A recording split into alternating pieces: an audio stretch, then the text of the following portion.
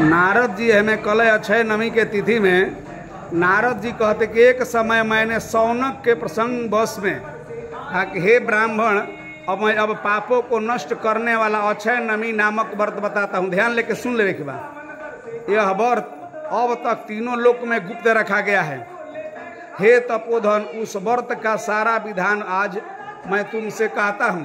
कार्तिक शुक्ल पक्ष में नवमी तिथि के दिन, ध्यान देवे के बाद, नवमी तिथि के दिन व्यास जी बड़े बड़े मुनियों से यह अक्षय नवमी कहा कि उसमें जो करना चाहिए, यह विधान विष्णु भगवान भी प्रिय हैं, उसे आप सुन करके ध्यान देना चाहिए और इसमें समझ के काम करना चाहिए। क्या चीज़? अक्षय नवमी के व्रत करने वाले को चाहिए कि उस रोज ब्रह्म मुहूर्त में उठ करके, देता ना ब्रह्म मुहूर्त के, आत्म कल्याण का निर्धन चिंतन करते हुए नित्य ही नवमी सारण कर्म करके अपने इष्ट देवता का पूजा करें। तदंतर सर्वप्रथम पंचोपचार से जुटा करके विष्णु भगवान का पूजन करना चाहिए। आंवला युक्त उत्तम पकवान बना करके भोग लगाना चाहिए। उस पकवान में जीरा, नागरमोथा, काली मिर्च, अनार एवं गड़ी छोहाड़ा जो भी सब पड़ सके। इसके बाद एक सफ़ेद कुहड़े में सोना भर करके संकल्प करके और श्री कृष्ण प्रियताम कह करके उसे किसी ब्राह्मण को दे दें। ये बात यथाशक्ति भी सर्वाभिक्षिस में दे करके ब्राह्मण को दक्षिणा देकर प्रसन्न करें। यदि आपको सामग्री न दे सके तो निवृत्त भाव से ही प्रणाम करके उनको राजी करना चाहिए। सूर्य ग्रहण के अवसर पर कुरुक्षेत्र में तुला दान करने से जो फल प्राप्त होता है, वही फल अक्षय नवमी को कृष्णमुंडा दान करने से प्राप्त हो जाता है। दिन के देखल जी कहाँ बखान लिखल भाई, ध्यान देख बा। कोई मनुष्य बड़े से बड़े पातकों को, उपपात्रों को युक्त क्यों न हो, क्यों गलती न किया है, यदि कृष्णमुंडा दान किया रहता है तो वह पवित्र हो जाता है और वह कभी जम लोक में नहीं जाता है। हे द्विज, कृष्णमुंडा करने से प्राणी सब सुख को भोग करके अंत में इच्छा पूर्ति को लोकों में घूमने लगता है। इस पर सौनक ने पूछा कि हे मुनीश्वर, आप मुझे यह बताइए कि इस पृथ्वी मंडल में किसने कृष्णमुंडा दान किया, क्योंकि यह जानने की मेरी प्रसन्न इच्छा है। नारद जी बोले कि जमुना नदी के तट पर तराई के एक बड़ा भारी गांव में, उसमें उच्च कुल के राम शर्मा नामक एक ब्राह्मण रहते थे। उस ब्राह्मण ने अपनी सचिविज्ञ से और परिक्रमा से प्रसन्न होकर के बहुत सा धन इकट्ठा किया था। वैसे उनके धन कमाया था, उसी तरह पुण्य कार्य करता था, दीन बंधुओं को दान दिया करता था। ऐसे बड़े बड़े वह बूढ़े होकर जाते हैं, सब कार्य करते हुए बूढ़े होने के बाद उनके कृष्ण और धनंजय नाम के दो पुत्र हुए, जो आज बुढ़ापे में अपने गृहस्थी का सब भार पुत्रों को डाल दिया, तपस्या करने के लिए वन में चले गए। अब मैं तपस्या करने जाता हूँ, उसका शरीर बिल्कुल जीवनहार्द हो गया। भगवान श्री कृष्ण चंद्र जी के अपने मन में बना करके कृष्ण भगवान के उस लोक को चला गए। वहाँ जाकर प्राणी पछताता नहीं है, वैसे जगह पर जाएं। कुछ समय बाद किसी बड़े बड़े दबाव न रहने से, कोई कारण न डांटने वाले बोलने वाले के कारण उन दोनों भाइयों में युवा और यो वेश्वागामी का शराबी होने का कार्य बन गया। यदि कोई हर्षित से वृद्ध उनके समझाते भी जाता था तो उसकी बात नहीं सुनता था। सैकड़ों हजारों रुपया वेश्वागामी में खर्च कर दिए। इस तरह से क्षत्रिय कुल से ही उन्होंने घर का सारा नष्ट धन कर दिया। दोनों अपने को पहलवान समझते थे, इस कारण से पहलवानी ही उनको भाता था और पेशाओं को सर्दित ही उनको बहुत सी प्रिय रहता था। जैसे कि ऊपर भूमि के बोया हुआ बीज नहीं उगता है, ठीक उसी तरह से उन्होंने अपना सारा धन कुपात्र लोगों में व्यर्थ कर दिया। दर्भ न रहने के कारण दोनों चोरी करने लगे। एक रोज रात को चोरी करते समय दोनों पुलिस के द्वारा पकड़े गए, राजा के पास पहुंचाए गए। राजा ने उन दोनों को अपने राज्य से निकासित कर दिया। अब ये दोनों अवहीन और धनहीन के वन में जा करके और मांसाहारी हो जाते हैं। जंगल में कोई साधन न देख करके शाकाहारी न बन के मांसाहारी फल फूल को छोड़ करके रहने लगे। एक दिन सिंह ने दोनों को मार डाला। मर करके यमपुरी में पहुँचे। उन दोनों दूतों ने पकड़ करके यमराज के सम्मुख ले गया और उसने कहा कि स्वामी बताइए इनको क्या दंड दिया जाए। सेवक की बात सुन करके यमराज ने कहा, मनुष्य के शुभ कर्म की निश्चिरता से बड़ी खाता देख करके लाल लाल आँख करके यमराज सोचने लगे कि इनको किस नरक में मैं डालूं।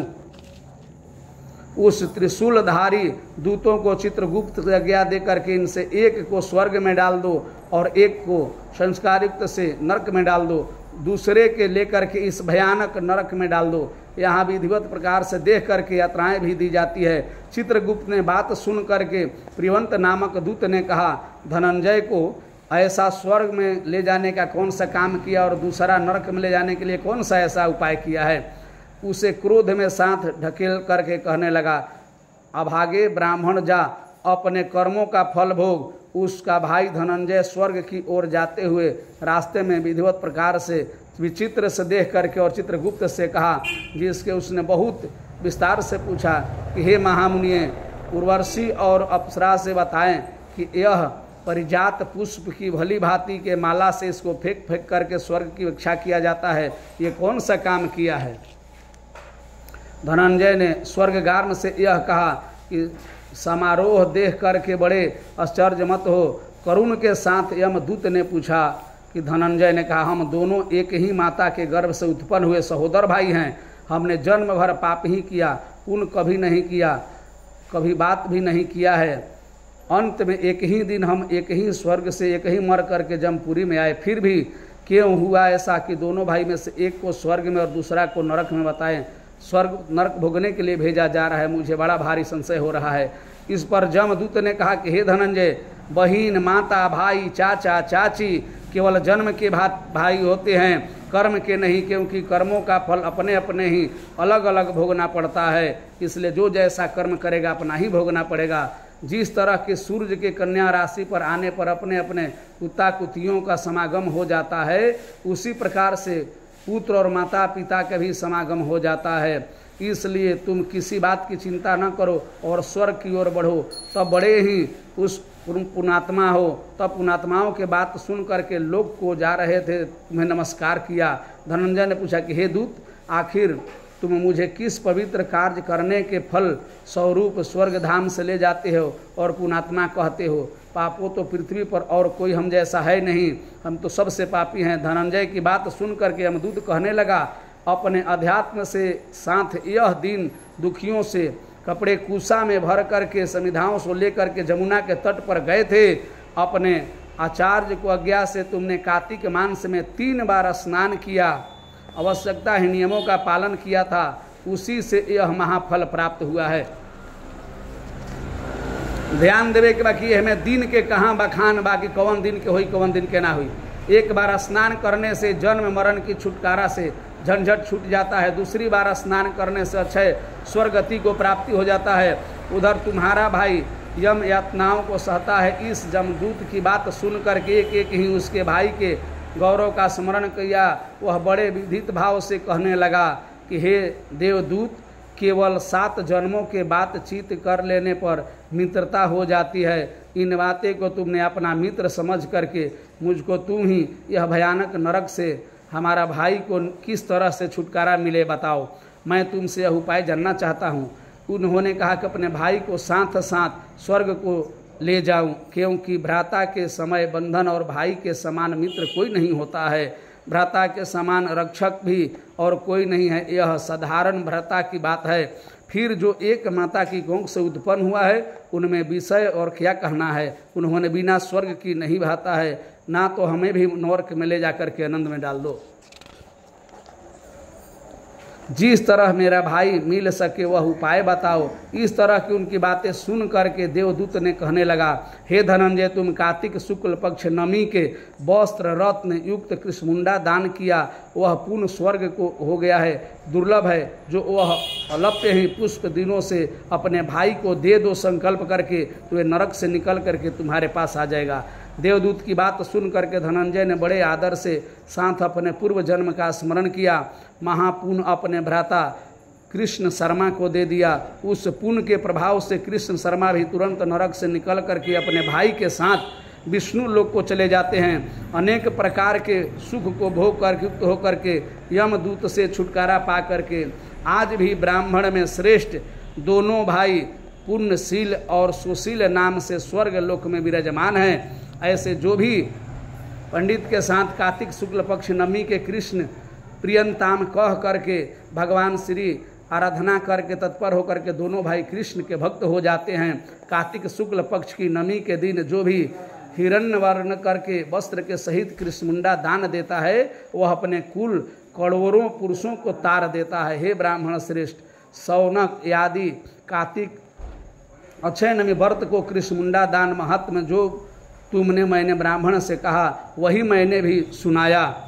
कार्तिक मांस में आंवले को प्रणाम करके अश्वमेघ जग की अधिक फल प्राप्ति हो जाती है। प्रदक्षिणा करने से कोटि अश्वमेघ जग का फल प्राप्त हो जाता है। जो मैंने कहा हूँ सो सत्य है। जो पुरुष हरि भक्त को तत्पर होकर के सत्यवादी ब्राह्मणों को आंवले के नीचे भोजन कराता है अन्न गुणकारी हो जाता है। कार्तिक मास से जो लोग आंवले के नीचे भोजन करते हैं उनमें वर्षों अन्न स्वर्गगण पाप नष्ट कर देता है। प्रेम से बोलिए कृष्ण भगवान की जय। ये मैं ध्यान देवे के बाद पूरा कथा में कहूँ एतवार मंगल सोमवार दिन दिल बा तो अपना मन से औरत लोग के नारी लोग के बखान हो न खड़ा एतवार बा सोमवार बा मंगल बा। जब एक वेद लिखे वाला नहीं लिखले तो हमारा तहरा बस के बाकी झूठों के बखान करी।